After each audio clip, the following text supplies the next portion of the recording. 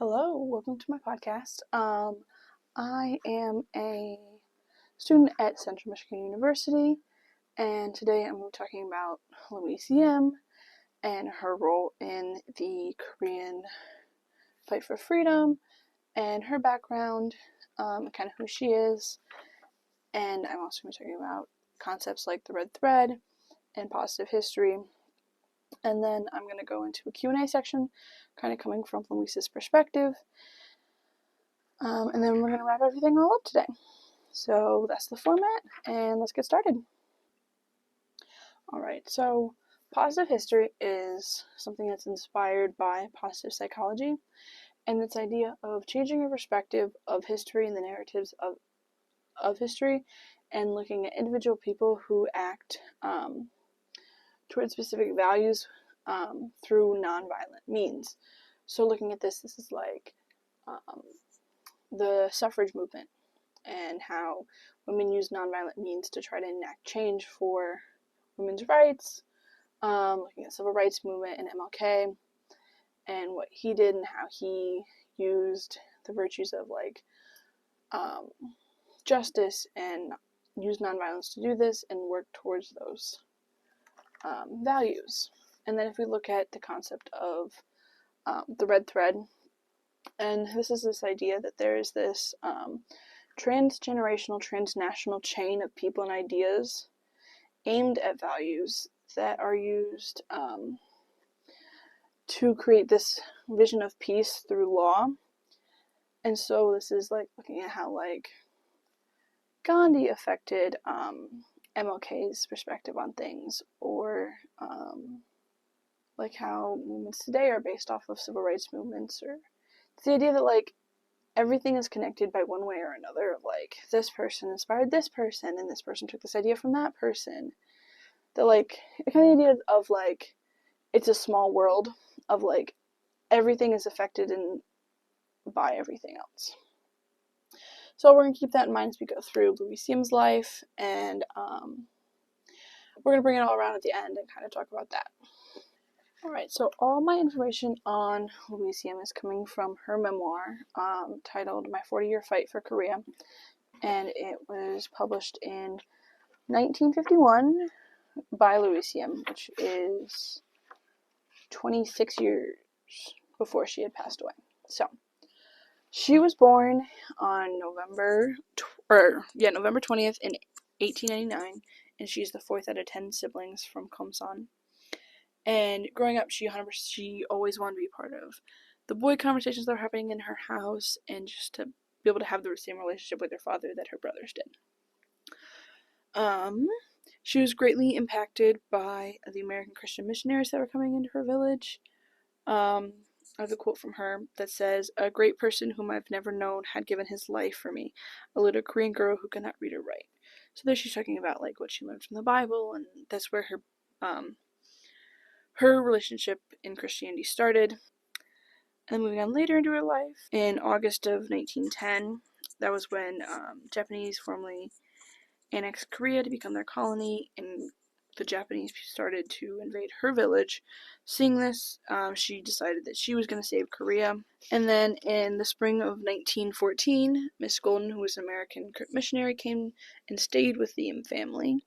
And Miss Golden actually asked if Louise could go to high school in Kunja with her. And her parents threatened Louise that she would never be able to leave. And in response to this, Louise went on a hunger strike. She laid on the floor for 4 days without eating to be able to go to school. And finally, her father caved and allowed her to. And it took Louise a month to recover from that. So then in September of 1914, that's when she started school. And she had a very weird division between her and the rest of the students. She came from a wealthier household where some of the chores like cleaning and cooking was not something that she was ever taught that she should be able to do. And then at Christmas of that year, she didn't go home to her family. She decided to stay, and she went to a friend's house where she met the friend's father, Pastor Yim, who finally saw value in her and was in her being able to save Korea and believed in her. And he taught her about Korean history, which at the time was outlawed by the Japanese. And then in January, coming back from break, she started to hold prayer meetings and would teach other girls what she learned from Pastor Yim. And then later on, this is kind of when the division between Louise and the rest kind of ended. She started working with the other girls, and one day during their work, they had a very vulnerable conversation of if they thought that they could make a difference. Because they were girls, and if they were willing to face the consequences if they were caught from that. And that's when the formation of what they called the Suicide Squad formed, and basically just vowing that these girls would fight for Korea and for its freedom, and they were willing to die to do that. Louise did a lot of things, and within her time at the high school, of enacting change and ending old traditions. And then in March of 1918, she graduated, and these group of girls she graduated with were ready to fight for Korea and change. And this is a quote that Louise had to the rest of the Suicide Squad at right before their graduation. "The years that we have been together have warranted a miracle. We must extend it to all Korea. Some of us are rich, others are poor, but in our education and in our hopes we are equal. This is what has broken down the barriers between Koreans everywhere. Let this be the power that takes our women out of cooking rooms and sleeping cubicles and into the buildings that will govern an independent nation. We are graduating today from the Training School of Revolution. For this work we cannot receive diplomas, and if we could, we would not be able to show them. But in our eyes we will carry the bright hopes and the symbols of successful study." Following the graduation, she accepted a job from one of the teachers at her school, and they went to teach in mining country. And that's where she met someone that belonged to the underground that was fighting for freedom for Korea, and she was adopted into the underground and began her work. And then February of 1919, which is right before the March 1st movement, she received a message that a demonstration was set for 3/1, and she was given a copy of the Korean Declaration of Independence, and she was told to make copies, and so she made as many copies as she could, and to get them to where she needed to, which was back to Kunjun, which was where she went to school. She layered them all along her body and wrapped her clothes tightly around it so she could pass Japanese soldiers. And so the 3/1 movement, or the March 1st movement,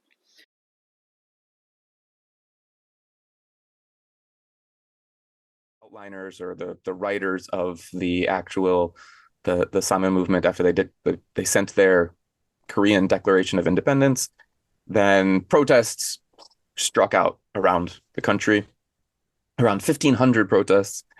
And of course, the Japanese did what the Japanese did, which at the time is no secret to history. They beat them down badly. And I saw the numbers. There was like 7,500 people died. Another like 15,000 people or something were injured, and like 45,000 something were arrested. Yeah, crazy.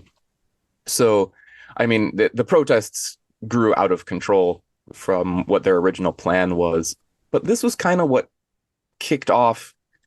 I don't know if I want to say really kicked off, because it's not like there was immediately a war after or anything. And like I said, Korea was still under colonial rule for another 30 years until the end of World War II.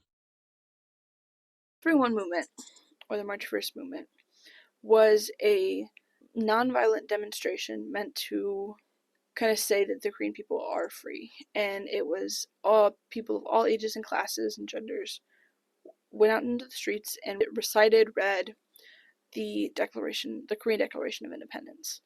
And it was not received well by the Japanese, and a lot of people were arrested and attacked and killed. And that included Louise. She participated in a movement after the March 1st movement, which was the same idea.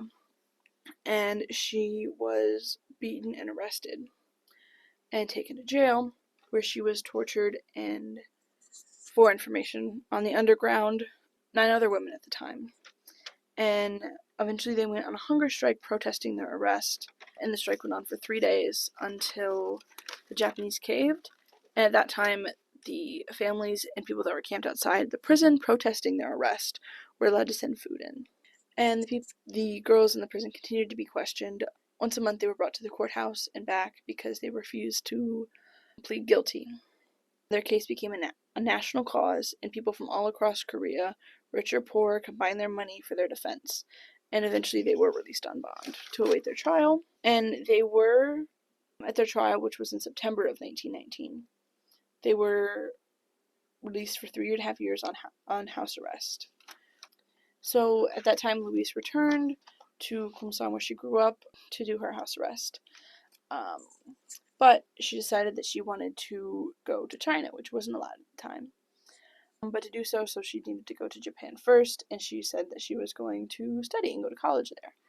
And as soon as she arrived in Japan, she went to a ship that was supposed to go to China, but a police detective had been following her, so she wasn't allowed to do so. In 1921, she returned to Korea with her teaching diploma. She started teaching at the Kunjuk Young High School, and she started her underground work up again. Later, she made plans to go to the U.S. At the end of her sentence, she went on to teach at the Ewha Christian College in Seoul, and this was to help her learn English so she'd be able to go to school in America. There, she helped organize the teachers into the Young Women's Association, both a Christian and a non-Christian branch. And then in the beginning of September is when she was going to be set to go to Japan, which then she would go to America from there. But there was an earthquake in Japan, so that kind of set back her mission. But 2 weeks into September, she arrived in Japan. When she was sitting in a restaurant, when 2 other Koreans had come up to her and told her what had happened in Japan. Japanese employers had been trying and failing to break Korean unions, and secretly Japan had been gathering ammunition, and Japan was set to move against China the morning of September the 1st when the earthquake had happened. The earthquake destroyed the building and the ammunitions were being held at and caused it to explode, causing more damage. The Japanese blamed Koreans for the damage and called for a Korean bloodbath. More than 9,000 Koreans were killed and more than 100,000 were made homeless. The people that she met at this restaurant gave her a book full of information and evidence against what had happened in Japan. And she was told to take the book with her when she left and take it to Dr. Syngman Rhee in America, who Dr. Syngman Rhee later became the first president of Korea.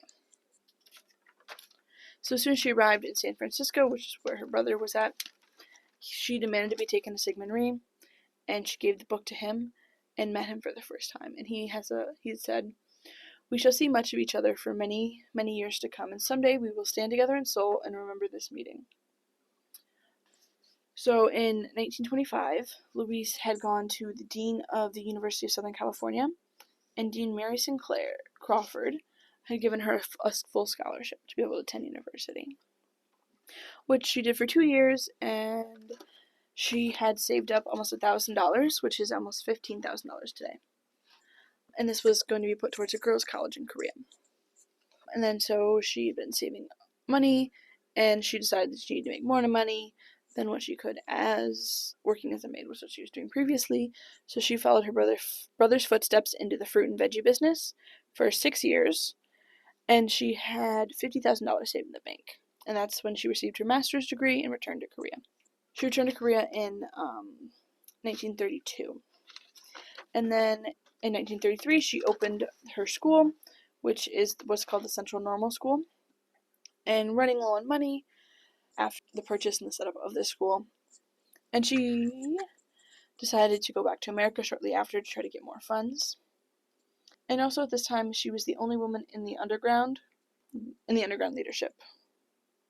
And during her time in America, she received money from many sources, including people she had known previously, well-known Korean loyalists, and she also met some other famous people.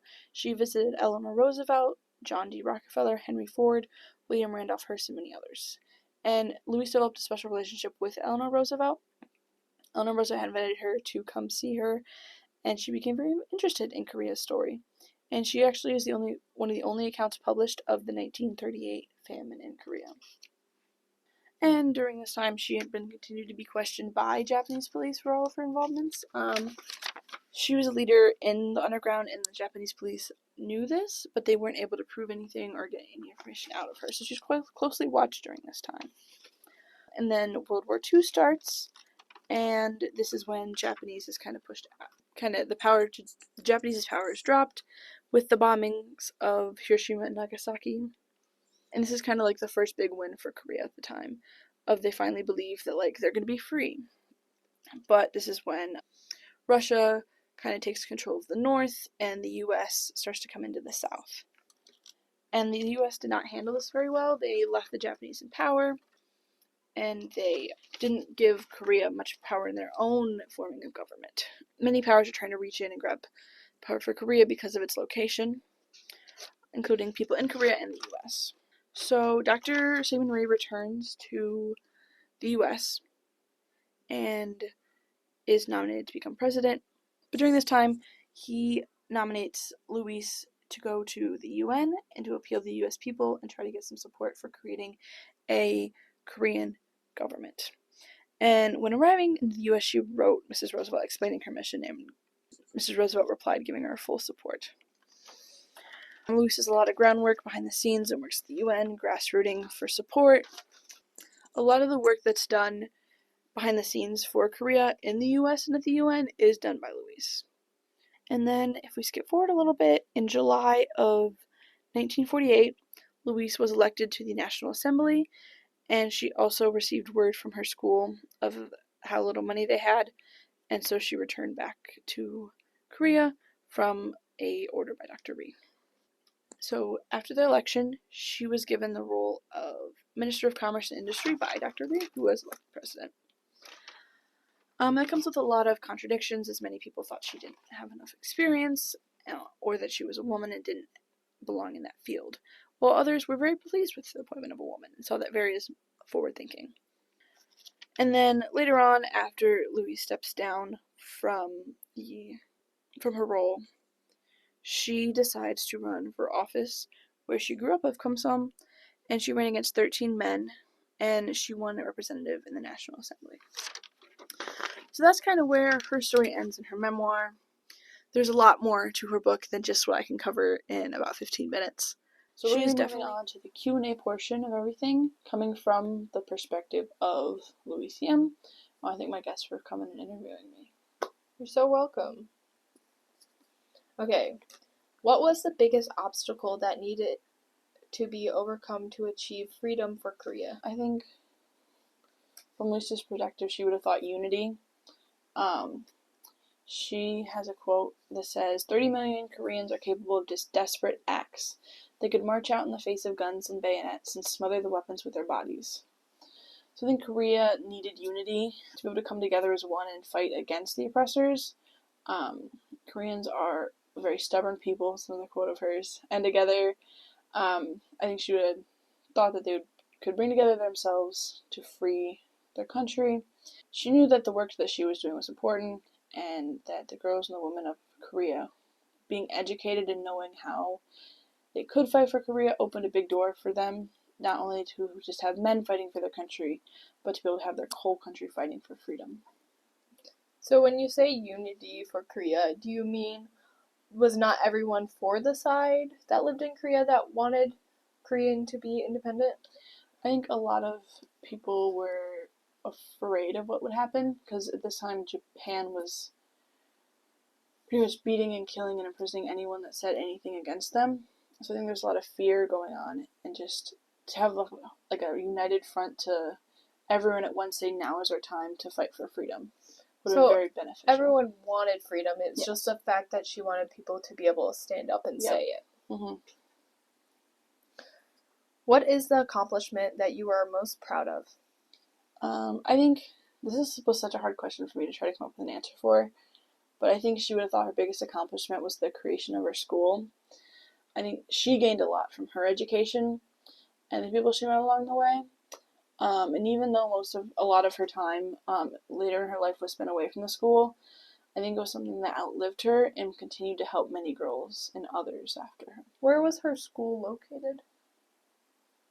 Like what country? It's in Korea. It's outside Seoul. Okay. Because I know she went to America for a certain period of time, so I didn't know when she... Yep. She created her school in Korea, and then she came back to America a lot to get funds for her school. And there was like a period where her license was taken away as well. Japan took her teaching license away. So did that affect the school, or was that before? I think that was before. It was reinstated, and then she started her school. I see. Mm-hmm. Who have you had the privilege of meeting in many travels? She met Eleanor Roosevelt, and there's a really cool history there. Eleanor Roosevelt talks about her in her publications. Louise Yim talks about Louise Yim, and like they have multiple correspondence, and she writes to her a lot. I think it's just really cool, like the woman-to-woman connection that she formed. Yeah, I feel like that would be very cool. Mm-hmm. From what you said earlier, I remember she like supported her a lot, Yeah. and she was very like prone to talking about to other people and other women about her. Yeah, she like was the only one, or Eleanor Roosevelt was the only published account of the Korean famine. And that's crazy. Yeah. She met John D. Rockefeller, Henry Ford, William Randolph Hearst. When she was campaigning, like trying to get some money, she talked to a lot of big names. Money for her school or money? School. Yep, for school. Okay. And she did some stuff with the UN, and she talked to some people through that. Dr. Syngman Rhee, she met in America and then later worked with very closely. This is the person who became the first president of Korea. Yep. Alright. And then I think these are like her answers that she would have said, not that they're famous to us. This guy also was technically originally banned from Korea. He was and Japan. exiled from Korea and Japan and came to America. But then later became president. Later, he was elected president.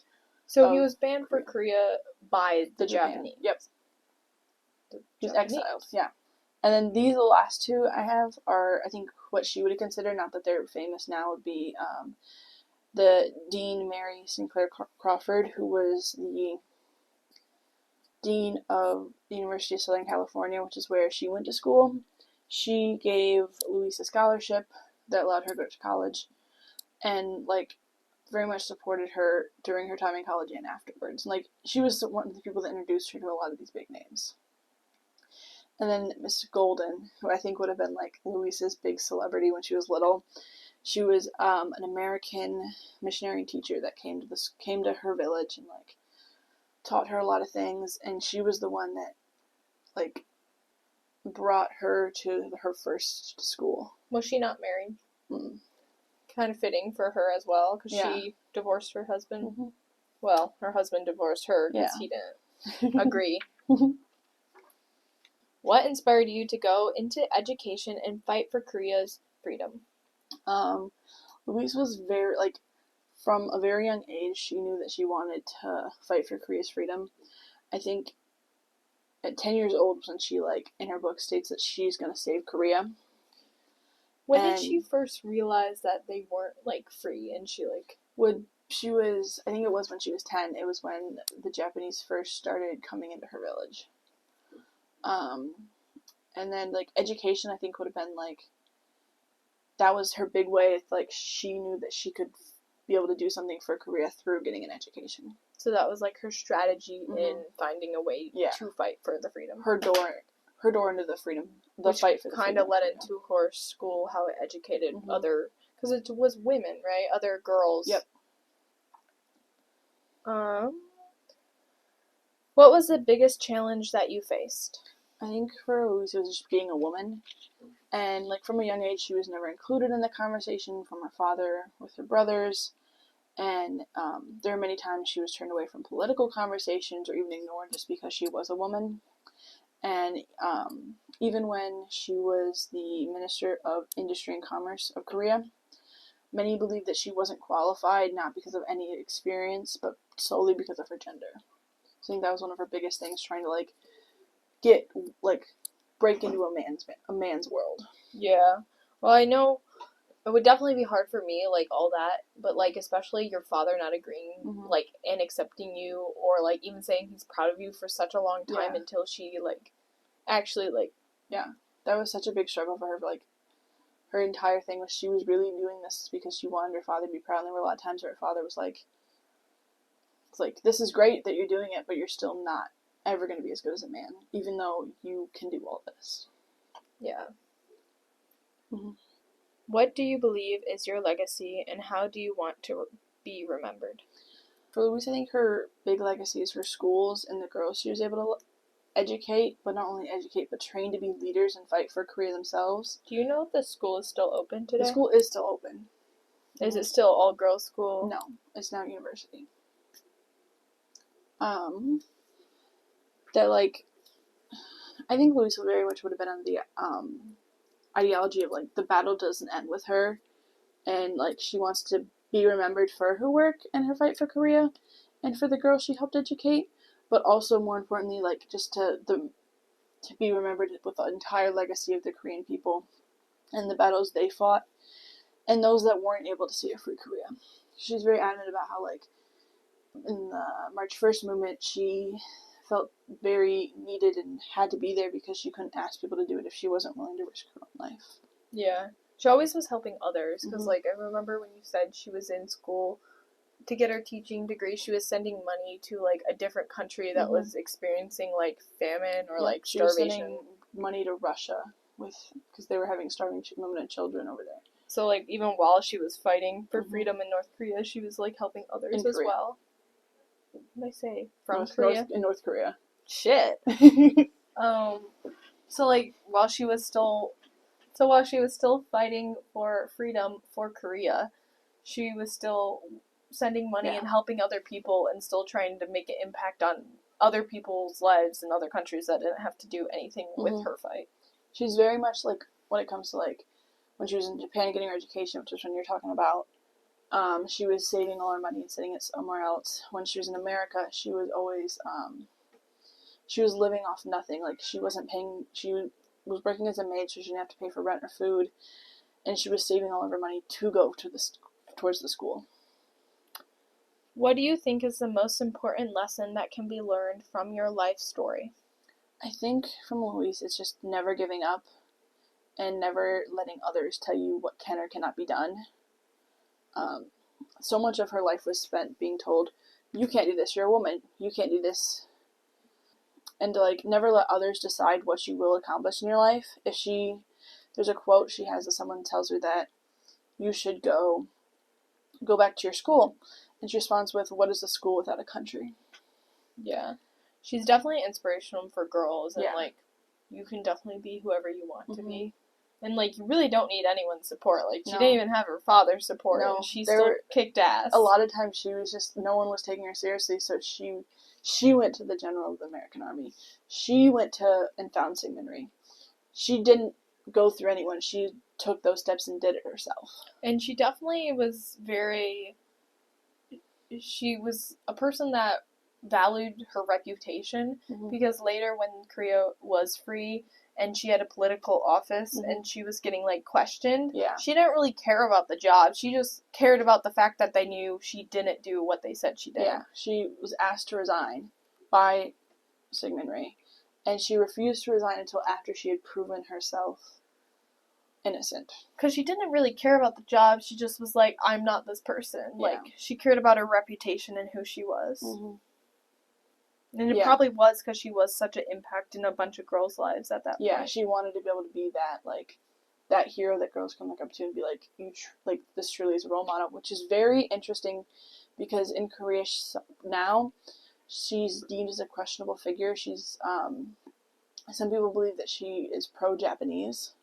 That's a hot take. That is a very hot take. And so there's a lot of that going back and forth, and it's the same with Sigmund Rhee. There's views about him about that, which is, they were very close, so that's where that might come from as well. But also, he was banned for Korea and Japan. Yeah. Guys, what is he doing over in America? That's not really helping. Yeah. I think a lot of the stuff with her... Also, didn't she warn Eleanor Roosevelt about Pearl Harbor? Yep. She sent a letter to Eleanor Roosevelt about Pearl Harbor. So what I think is people are just not taking her seriously. Yep. A lot of times she isn't taken seriously, and she continues... When she wasn't taken serious about the fact that there's, like, under-the-table stuff happening between the North and the South towards the end in the 50s, she finds men that will go up to North Korea for her and get information and be spies of her own to gather concrete information to take to Sigmund Rhee. Imagine just seeing this.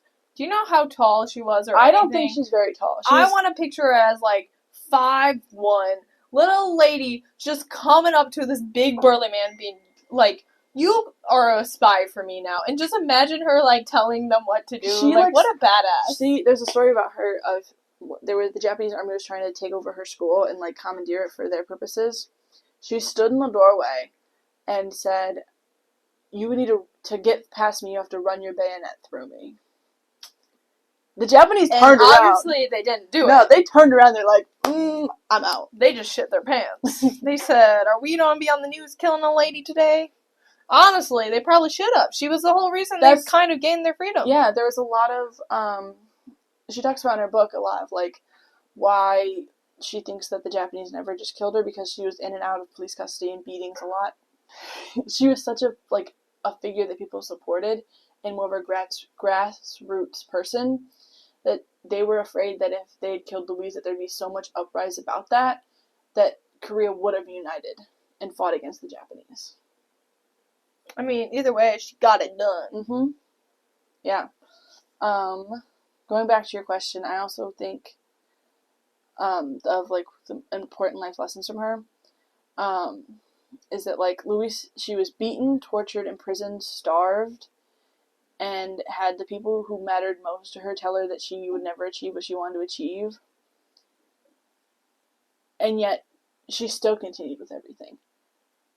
Yeah. There was never, like, a breaking point for her where she's like, I can't do this anymore. I think it's definitely inspiring. Like, nowhere near am I trying to accomplish what she's trying to accomplish, but it definitely gives me, like, no matter what happens, just keep pushing on. Yeah. You'll eventually reach it. Like, you don't have bumps. You don't hopefully never be thrown in jail or starved. But you might hit some curveballs. Yeah. But you'll make it there. Yeah.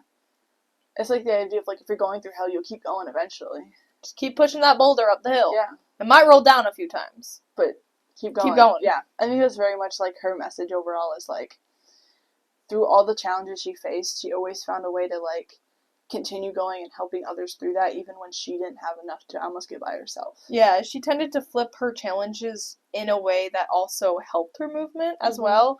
Like, when they were in the jail and they, like, went on a fast hunger strike. Yep. When they were in jail and she went on a hunger strike, like didn't people start, like, outside a protest and bringing in food? So, like, she started people connecting with the story and trying to get involved through that way. Yeah, it's such surprising of, like, how involved she was in the Korean movement and how little is known about her in English and in America. So the book that you read, was this a memoir or was... It's her memoir. So this is from her point of view. Okay. It follows from her life until 1951 when the Russians break the 38th parallel and the Korean War starts. Dude, imagine if she was, like, a part of, like, a Japanese spy, and she dropped her memoir, like, they found it when she died, and it had all these secrets in it. Imagine how shook people would be. But obviously not, because, like, it's her memoir, guys. She really just wanted freedom for Korea. Yeah, I think, and, like, people argue that, like, oh, she could lie in her memoir and all this, but it's like... Why does it matter? She's dead. Yeah, I mean, like, the work that she did happened. Like, yeah, but, like, the work she did in the UN was successful. Why write a book and lie about it? Like, everything she did in her life just... Yeah. Was the book published before she died? I'm very curious if, like, they found it after, or she was, like, alive when she published it. I don't... Let's see. If I Google this lady, will she appear online? She has a very short Wikipedia page. It was copyrighted in 1951.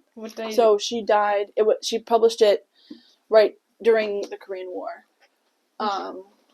She died in 1977, so she was alive when it published. Okay. It was 20 years before she died. Because I was going to be like, if she died and someone found it in the chest, why would she, like, lie in that? You know what I mean? Like, it was never, No, she published it. I think my favorite part about her story is the way it ends in her memoir, is she ends it on, like, she has her talking about, like, the epilogue of her seeing the 30th parallel broke, but, like, the main book ends with her winning the office to be the representative of the village she grew up in. Wow. So, like, this whole full circle moment where she ran against 13 men to do this and won. That's crazy. Yeah. She is definitely a very forward thinker and enacted a lot of change in Korea, not only through her work in the underground and for Korea's freedom, but also in education, of educating so many girls and enacting so much education change while she was a teacher, and then going on to create her own school and what she did there. Overall, we can see a lot of examples of the red thread if we look at Louise's relationship with Eleanor Roosevelt and the communications they had back and forth, and Eleanor's support of Louise in Korea, as well as people she interacted with like Dr. Sigmund Rhee, and the relationship there and how they worked together to fight for Korea's freedom. And then if you look at the positive history, Louise was at the epicenter of so many different acts of positive history. The 3-1 movement and her involvement in that, what she did in the UN. A lot of Koreans' history and move to independence was through positive history and nonviolent acts with the demonstrations. And Koreans themselves faced a lot of violence towards them from the Japanese and even the U.S. when they came. That it's extremely important to look at the positive history that there is in Korea and what they did in the face of all this violence that they did face, especially when you look forward in history to the Korean War and everything there. But it's very important to remember the positive side of history and what was done.